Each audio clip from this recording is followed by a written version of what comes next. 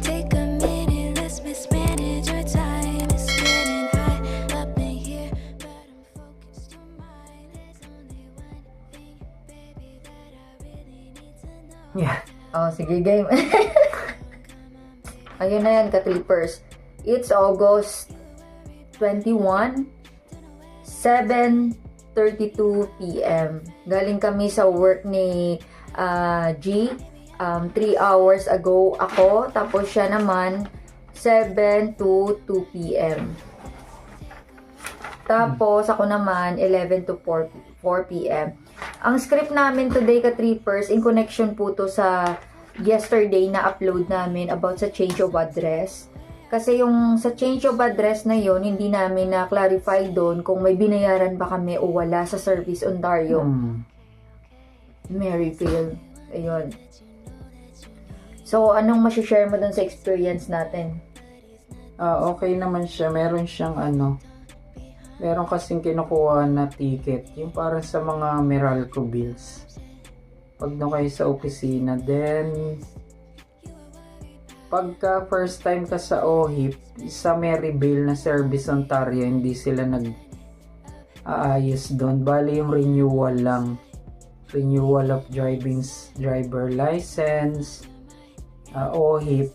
Kaya pag gusto niyo first time kayo sa OHIP, Service Ontario, Carlingwood, saka yung Walkley. Sa Ottawa yan we're talking about Ottawa. Okay naman, smooth naman, tuloy-tuloy lang. Maraming tao doon.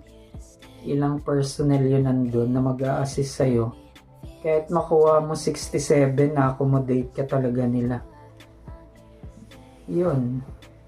So, ayun ka-trippers. Sa Service Ontario, yung makukuha nyo po doon, yung change of information para sa health card. Yun po yun yung magpa-process. Driver's license, plate number, yan yung mga update ng, say, change name, change of address, contact number, or any personal information dun po kayo sa Service Ontario. Dito naman po sa Service Canada, SIN lang po yun. Ang understanding namin before, ang change of address sa SIN, meron. Yung pala, nung nakausap ko po ang operator ng Service Canada, SIN is social insurance number nyo po yun. Wala naman talaga dun address. Though, nung first or initial namin na application, hiningi dun yung contact number, yung address mo. But, ano lang po yun, sinabi sa amin ng operator, you can update your address online. Pinovidean po ako nila ng link, sinend sa email. You can call the Service Canada, toll free po yun. Tapos, mag-request po kayo dun ng link para isend sa email nyo yung online for update of information. So, ang difference po ni Service Ontario para sa health card, driver's license, plate number, update. Ang Service Canada for SIN. Yeah. So, number 3 natin is, may nagtanong kasi dito, ka-trippers, Sir Jong T. Sir Jong friend T. namin na nag-repair kay Bro. kay Ma'am Jeng, yung agency namin. Ayos lang si Jong, mabait. Kaya Gilbert McFly, diyan ka na humingi ng tulong kay Jong. Ano yung plano niya sana? Yan. Mag-hunting siya ng dahil desperado na siya makapunta ng Canada. Desperado na si Bogus. Gusto niya daw ng love life? Love life. Para maging Canadian na, para makabuo na kami ng rock band dito sa Canada. The Desperate Rock Band, gano'n? Oo. Ayos naman yung si Bogsy. Lapit ka kay Jong T. Masingit ko lang, Service Ontario, nag-change address kami. No payment po No payment. Nag-fill up, nagninila yung details. Binalik yung previous ID. Then you have to wait for 4 weeks sa new address. Yung ticket pala na sinasabi niya, ka-trippers, number yon. Sa atin sa Pinas, kuha ka number doon. Sa kanila dito, kuha ka ng ticket. Oo. So, kahit saan ka pumunta dito, ticket yung tawag nila sa number. Nung Monday, may cut Yeah. off sila. Pero nung Friday, Mm. ang ginawa nila, after 100, nag-return siya into 32. So, pang 32 pa kami. Nung pagdating Pero namin ng bilis Friday. Dahil marami nga pong personnel. Eto nung Monday, nag-cut off sila talaga. Nung pagdating namin, number 67 na nakuha naming ticket. Ang tinatawag pa lang is number 17. Kaya sa sobrang gutom namin, pumunta po kami dun sa Chinese restaurant sa pagtawid lang. Pagbalik namin, number 47 pa, ayun, minadali na rin naman nila. Past 3 p.m., nag-cut off na sila ng number. So, ka-trippers, ang ginawa sa amin, akala namin, may pipilapan pa kami na information sheet. Memo pad. Or post-it. Then, just write your Full address. new full address. Postal Tapos, code. yung postal code. That's it. Pagbigay sa amin ng confirmation letter, umalis na kami. Wait na lang po kami ng 3 to 4 weeks or 1 month. I-deliver na po sa address namin. Ang card na yon, ka-trippers, hindi na kami kinuhanan ulit ng photo since valid po yun for 5 years. Kasi 2004, 5, 6, 7, 8, 9, yes. Pinalik nga sa amin 2029. yung may previous address pa namin kasi dahil ano pa raw yun, okay pa, pwedeng gamitin kung magdadrive. Valid Kaso siya. G1, you need to have kasama na G, full G. So, balik tayo kay Sir Jong. Dito na po kami sa tanong ni Sir Jong kasi nasabi niya dito na hindi naman allowed yung shampoo na more than 100 ml. Yes po, Totoo para yan. sa hand carry. Sa hand carry. But for baggage, you are allowed, check nyo lang po sa airlines nyo na you are allowed 23 kilograms times 2. Dalawa po yun. Times 2. Allowed po kayo na magdalawa ng mga liquid items or products as long na you have that receipts. Sa kanya po, yung meron po resibo. siyang medications. So, medication na yon, maintenance na yan ng lifetime. Kailangan po may receipts ka. So, ako naman po, yung sa beauty product, sample, yung Olay, say yung isa naman yung toner, ba't umabot ka ng 5 liters na toner, tapos yung sa Interviewin ka lang. antiperspirant, na ba't umabot ka ng 5 liters din na antiperspirant, na gano'n. I-check lang nila yon ang receipt, case to case, random check. But for us, na experience namin ka-trippers, hindi kami na-check. Naka-ready lang ang receipt sa amin, pero pagdating namin, kasi nag-direct flight pa kami, nakuha namin yung baggage namin dito na po sa Toronto. Tapos after ng Toronto, hindi namin binuksan yung baggage namin kasi intact siya eh. Pagdating namin sa Toronto, intact siya. Yung pagpasok. Pero, nung pagdating namin from Toronto, going to Ottawa, po siya, basa, tapos open, naka-open po yung baggage. May yung ginagamitan nila ng special key para buksan. Akala namin na nakawan kami. Naiwan pa nga. Oo, may naiwan pa po doon na special key sa Ganda. baggage namin. Chinek yung bottles na yon, pero binalik naman nila. Maglalagay ng note. Maglalagay ng note na na-check up nila Check yung sila. bag mo na yon. Wala na pong question na nangyari sa amin. So, actually magtataka sila bakit umabot ng 5 liters to 5 liters. So, total of 10 liters. Pero hindi naman sila nag-ano na para ipitin kami ba. Hindi naman sila na question sa amin. Safe naman nung pagdating namin, okay na. So, yun ang answer mo kay Sir Jong T. Oo. So, kay Sir Jong T, Sir, hand carry baggage, ang allowed lang po is 100 ml below. Ang essential kit na po yun, yung bilhin nyo na lang po yung essential kit for travel or travel kit, nakaset na po yun, yun talagang pang airport, tapos transparent para makita nila yung content ng mga essential kit nyo na yan. Yan, hand carry, 100 below. Yes. Air Canada, strict po talaga sila. Ang ginawa, yung baggage namin, yung duffel bag, meron po siyang container or box na provided na kakasya lang ang duffel bag na yon. Oo, Pag ang yun duffel pala. bag hindi kumasya po dyan, matik i-check in nyo po Oo, yun. Another bayad yun. Another bayad. So, nakiusap lang po kami before Oo, na... mabait naman yung Indiana. Naintindihan namin ka-trippers kasi ang baggage cabin, tawag ba? Oo, Baggage cabin. sa overhead. Sa overhead, pag pinasok mo po dyan, Hindi yung kasya. duffel bag na yon na Sobrang laki. pinagpraktisan doon ng duffel bag doon pa lang sa sa check-in. So mahihirapan ka talagang pagkasyahin kung ilalagay mo naman yun sa lap mo or sa chair. Yung obstruction po siya kasi nga siya narrow lang.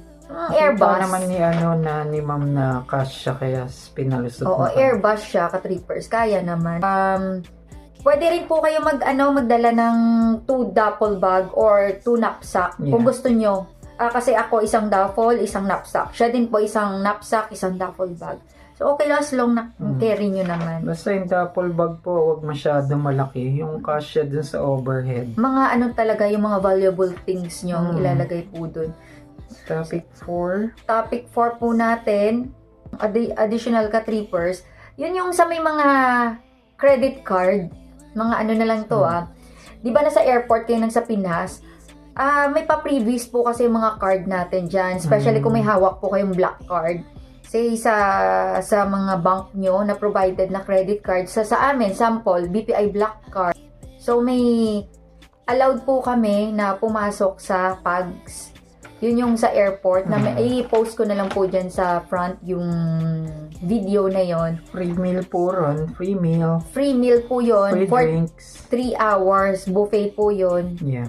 Yun, para sa mga passenger. Yun. So, take advantage nyo po yung moment na yan na free naman ang card nyo. Maraming covered na card dyan, di lang BPI. Correct. I-share niya na lang. Yeah. Double check nyo na lang. At sumali na lang po kayo sa BPI Signature Group chat. Ganun po. Para lang po to sa international flights na Terminal 3 and Terminal 1. So, how about Terminal 2? I'm not sure sa Terminal 2. Okay. Ka-trippers, kukunin lang sa inyo yung passport. Tapos, isa-swipe man nila yung card, piso lang yon, 1 peso. Then, i-return naman just to verify that your card is valid. Yun, yung hindi siya dami card ba, na ipapakita nyo lang. Kasi yung iba, pang front lang, di ba, na may card ako. Pero, pag ini-swipe mo, deactivated pala, o di kaya black na, ganun. Baliskis lang. Siya lang yung may black card. May kasama siya. Kasama na included na sa free yun. Oh, yes. Allowed po. Yun. Allowed po yung Hindi isang... kami tag-isang black card. Isang principal, allowed po na isang companion. Yeah. So, may supplement din pangatlo po nyo. ako. Ang supplement ko, allowed din siya ng isang companion. Ang pang-third passenger, magbabayad na. magbabayad po ng $25. USD, USD. Sub topic 5. Topic 5 natin, ka-trippers. Shout out! Ay, oo. Ayan. Shout out, Ma'am Maureen. Ang tanong Ma'am po kasi, Maureen. hi, Ma'am Maureen. Ang tanong kasi ni Ma'am Maureen, hello po, Ma'am. Pag-fill up po ba ng biometric application online, gaano po katagal ang schedule sa BFS? Thank you po sa reply. Ito muna na question nyo, Ma'am. Pag-fill up namin nung December 18, December 19 po, meron po agad akong biometric request. Sa akin po yun as principal applicant. Yeah. Medyo kinabahan naman po kami Oo. para kay dependent kasi yung sa kanya, Late. wala pa po talaga ng 2 days na. So, na-receive namin 20. So, in-advise po kami ng agency na it's okay na magsabay na Sabay lang na po lang. kami. It's not necessary na akong mauuna or siya. Kasi may 1 year validity naman yata yung yung biometrics Mas na yun. safe daw yun na para isang tinginan na lang ng IRCC ba? Para isang Isa na checking na lang. So, yun po. Couple. Huwag po kayong kakabahan na medyo may delay na nangyari. Mag-wait lang po kayo kasi na-experience din po namin yung tense Oo. na everyday Pray. nag-check po kami. Pray. Ano na po kayo yung update. Yan po yung pinaka mahirap na part dito Oo. sa pag-apply sa Canada. Kung ang pag-apply po, comparison po kung ang pag-apply po sa US visa ay within that day or within that hour, Alam nyo na. malalaman nyo, kasi po, na-experience namin before, pareho po kaming may US visa, for renewal nga lang po. In just 1 hour, malalaman nyo po agad Kung kung approve denied po kayo. kayo or denied. Yeah. So, pagbigay po ng green card, meaning to say, you're approved. If yung red po, or any color code, denied ka. po kayo agad. Unlike po dito sa Canada, naabutin po to ng 2 to 4 months. Minsan, umaabot pa daw po to ng 5 months. Yung iba po na nababasa namin, umaabot din po ng 1 year. So, natitense po kami, na-stress po kami before ng follow up, update, ano kaya to. So, ang ginawa po namin, sumali po kami sa group page, Pinoy Canada Group. Pinoy Canada Group, yung Canadian Pathway Group. Sumali po kami dyan. Ano lang po, yung just for idea lang talaga namin. I-clarify lang namin, wag mo po masyado po kayong ma-hook doon sa group page kasi iba-iba po tayo ng experience. Si IRCC talagang i-pray nyo dyan na mabait yung matapat. Opo. Ano nyo po, yung application, matatrack nyo po yan online. Medyo delay lang po siya. So, sa isang question nyo po dito, ma'am, yung letter po ng IRCC, ilang days po? It depends din po yun, paswertihan. So, kaya po tinatawag na do not reply, o sweet donut, kasi po, laging email po dyan, do not reply. So, time to time, check nyo lang po kung may email kayo or wala. Ang sa amin po, time to time, ina-update din po kami ng agency namin. Pero nakaka-tense, nakaka-stress po talaga. Basta sabayan nyo lang po ng dasal bibigay sa inyo. Opo. Prayers po talaga. Pag sa inyo talaga yun. Kayo mawalan ng pag-asa, Ma'am Maureen, 1976. Fight lang. Napaka-stressful po yung moment na po na yan. Pag nandito, siguro para pahalagahan nyo pag nandito na kayo. Correct po. Kaya hindi po talaga basta-basta na ile-let go nyo yung moment na nandito na po kayo, then gusto nyo pong uuwi agad. Ang hirap po ng processing. Shout out na. Dito Anak naman, ni Nida. Nanay Karen, thank you so much. Nanay Karen, malapit na siya. See you po sa AC Day 1 dito po sa Algonquin. Consistent na nagko-comment siya, nag-first comment siya. Dadamahin namin po yung AC Day 1 for second sem. Kung family kayo, family po ba kayo?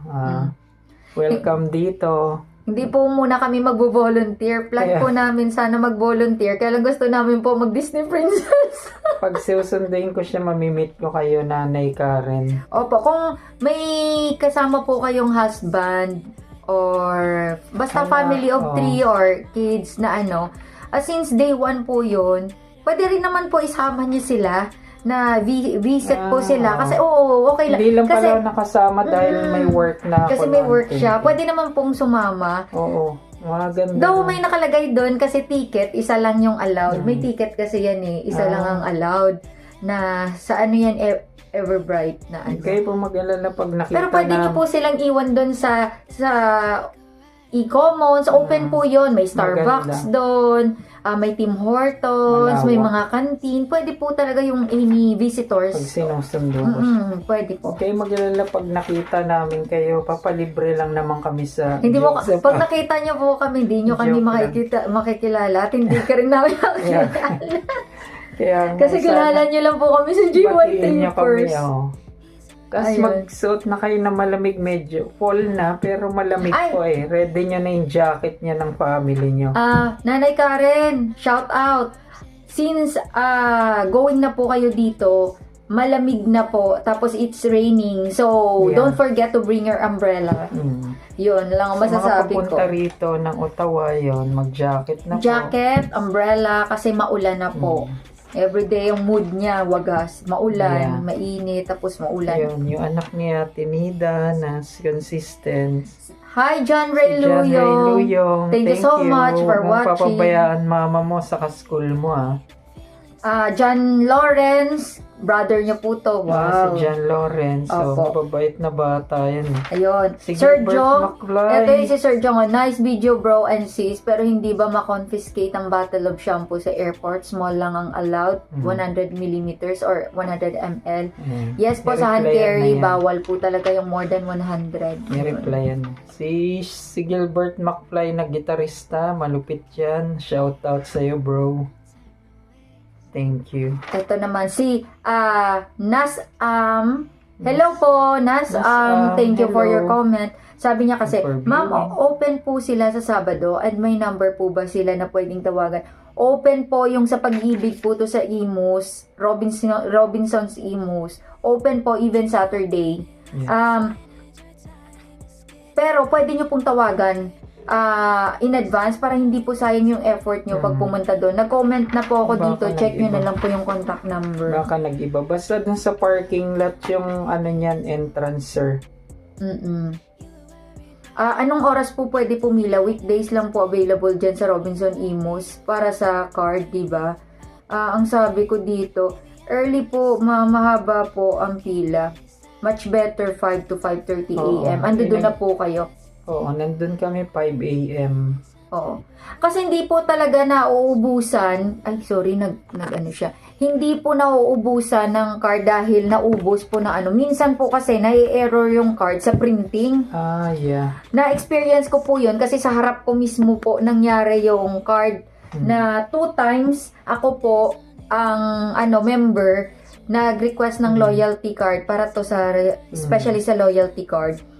Nung pag-print po ng name ko, 2 times nag-error yung card. Pinakat na So, pang nila. third na yon, ang card na yon hindi nila kakat yon. Ang card na yon na na-error, isosurrender nila yon sa kung sino pong nagbigay na bank. Kasi tingnan nyo po sa likod ng loyalty card kung sinong partner nila na bank doon. Kung nag-supply po ba AUB or nakalimutan ko na yung isang bank po eh. Yon, ganun yon. Kaya nauubusan sila ng card, kaya nagkakaroon ng cut-off. Pero sinabi po talaga ng officers of the day before, as long that they have the card, uubusin nila po yun. Bibigay sa No, accommodate nila lahat ng kung sino man po yung gusto magkaroon ng loyalty card, sino pa namang hindi, diba? Tapos ito naman si PlayStation 2 Bigs. Hello, Pwede sir. pa mag-park ng auto dyan ng maaga, 6 a.m. sa Robinson Opo. Imus. Basta Robinson, free parking lagi yan. Si Robinson, okay yan. Sa Imus, free parking po siya. Ayun. Ito na sinabi dito ka trippers. Under what bank po ba yung loyalty pag-ibig card? It's either AUB or Union Bank po. Yeah. Depende kung sino po magsusupply sa week na yon. Kasi every Monday yata yung supply ng card. Yun. So ano pa ba? Marami pa yung nag-comment dito. Hindi ko Sila nabasa si Norma, Tangkerido, TLB, Doria, I Opo. love you. Ito si Ma'am Maureen. Siya din po yan si si Ma'am Maureen. Siya din yata to si KMW Forever Reply. GY Trippers yung letter po ng IRCC ilang days. Hintayin nyo lang po. Opo, hintay lang. Pray, then hintay lang. Dadating talaga yan pag may agency kayo, pwede rin kayo mag-follow up. Sa GCK nyo, mag-a-appear ka agad. Yung once na nakita nyo, report ka agad. Huwag nyo nang patagalin.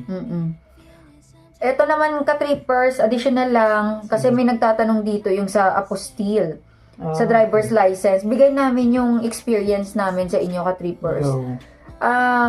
Di ba ka-trippers, bago kayo pumunta dito, kumuha na po kayo ng driver's license certificate nyo. East Avenue, Quezon City. Pagkakuha nyo po doon, takbo po kayo sa DFA. It's either walk-in or magpa-appointment po kayo. Pero kami po, nag-walk-in kami dito sa DFA SM Manila. Na-accommodate kami agad. Magdala lang po kayo ng valid ID nyo, Xerox po yun.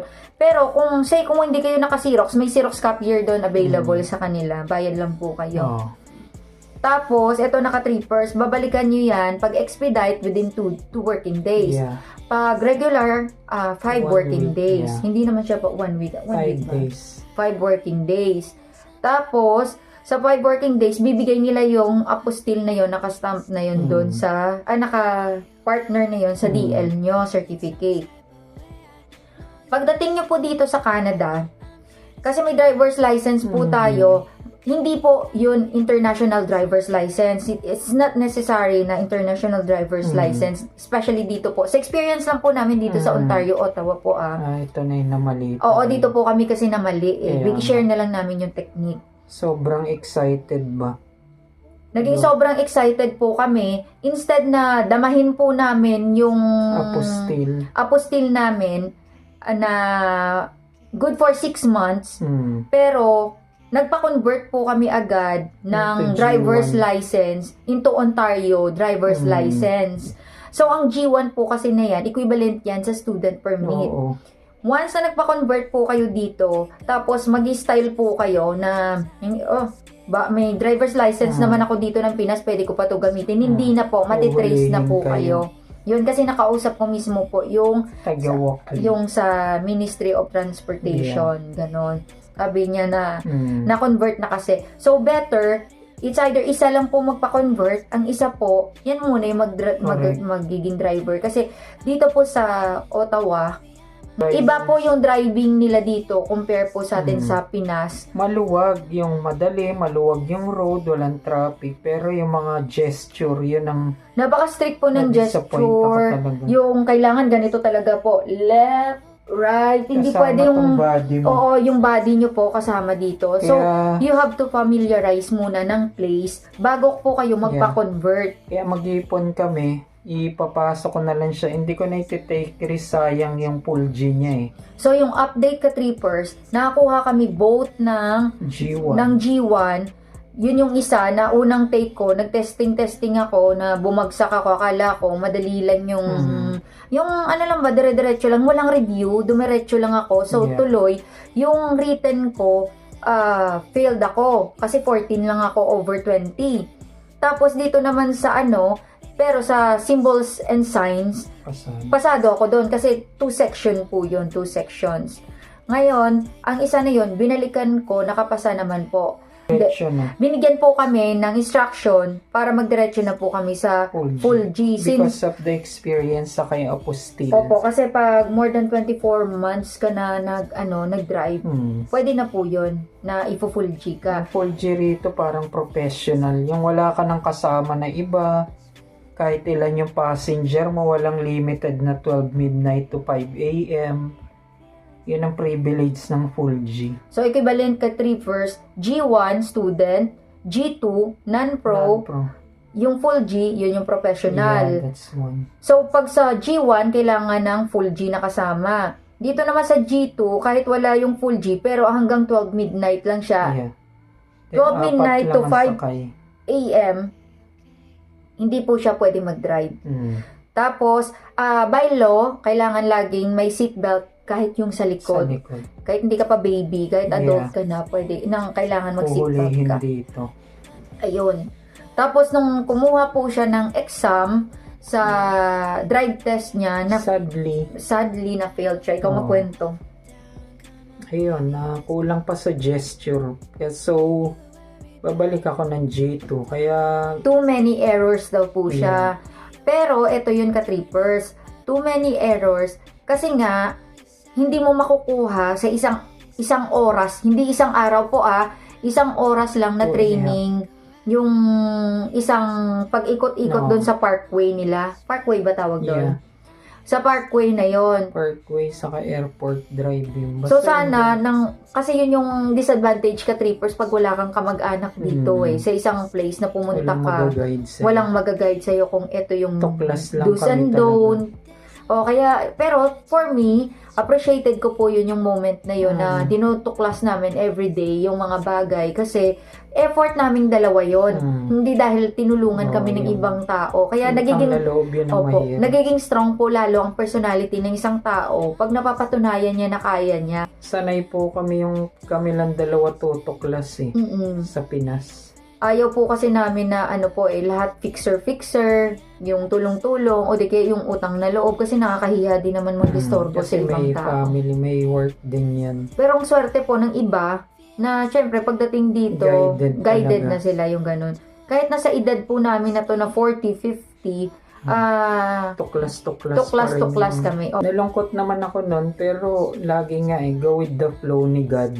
Yun lang lagi, Gusto lang ni God dyan na G2 muna ako. Pero siya, pag-iipunan na namin. So, ang positive side lang yun ka-trippers, hindi siya na full G, na ano siya doon, na failed siya sa drive test. Hindi kami muna bibili ng kotse kasi Yan, lahat may purpose pag nagkaroon talaga. siya ng full G, sigurado mapipilitan talaga kami kumuha ng kotse na. Oo. Syempre may Tingnan mo, driver's license. Sobrang lungkot ko yun. Nakahanap siya sa online na mura. Discounted. Bike muna kami. Good for the health naman. Yun lang. Ako, Enjoy. anytime pwede din ako magpabook ng full G ko siya. Magpapabook siya pero G2. G. Back to G2 po Pero siya. ipapaaral ko na siya yung sinasuggest na 5 days. Medyo pricey pero gagastusan na lang namin. Lahat kasi ganun talaga dadaanan. Siya po, since mag-G2 siya, waiting time para makakuha ulit siya ng full G, 1 year. So, In sa akin, reality, kung tatanungin ako, Diyos ko, napakadali. Parang ang inaantay ko nga sagutin ng congratulations kasi ang luwag Ang luwag talaga. Ang dali. Dali memorize dito. Basta ang luwag ng kalye, wala mga distorbo. kaya lang po, yung comment dito sa result niya, too slow. Yeah. Yun, lagi siyang slow. Di ba Dito po, di defensive ba na po, ako? sinasabi kong dito na lumilipad ang mga kotse dito. Basta yun lang. Ang speed dito ay pangmalakasan. Yeah. Kaya hindi pwede yung masyado kang defensive driving. Pagka nadadapa, tayo lang. Yan lang muna. Nadapa Papers, ka ba? thank you. Nadapa ka ba dun? Hindi naman Yeah, nga. Ayun. Enjoy nga Dinilay ako, lang siya ng konting panahon para makapag-save pa po kami. Kasi Pero kung hindi po, napasa niya po yun, sigurado, pati tuition fee ko po damay na. At least Yun. na-try ko na ganito pala mag-drive sa Canada. Ang sarap. Sa bike muna kami yung pinost namin. Then, maraming salamat sa mga nagbo-view, mga subscriber na hindi namin ma-mention. Thank you so much for Thank watching. you. Masaya naman po. Tapos, pagka Enjoy kayo. after ng work, diretso na po doon, palit ng damit na ganito po. Kasi ang lamig po talaga. Wala pa Oo. pong snow, pero malamig at maulan. Thank you sa inyo. Oh, ganun. Babush! Smile lang po. Babush!